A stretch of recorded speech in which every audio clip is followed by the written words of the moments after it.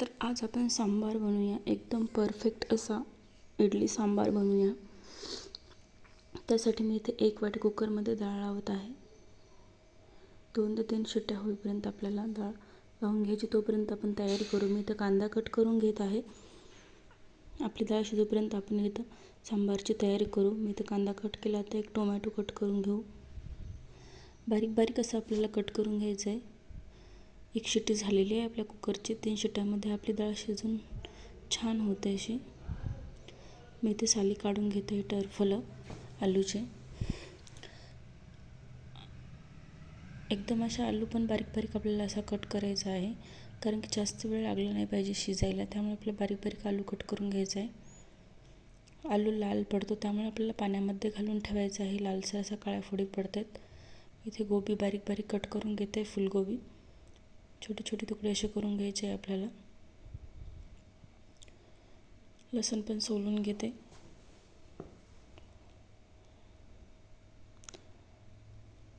आता आपण कोथिंबीर कट करू.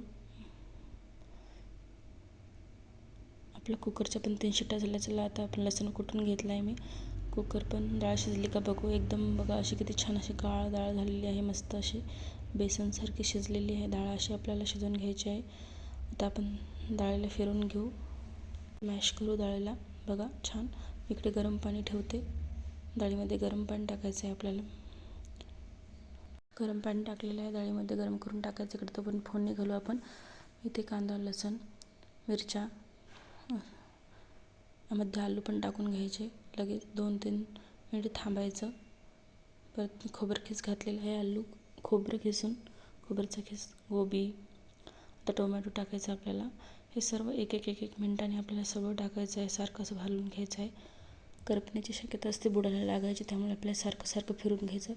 5 मिनिटं मी प्लेट झाकून ठेवली होती. बघा आपले आलू ते मस्त असे शिजलेले आहेत. बघा चेक करू.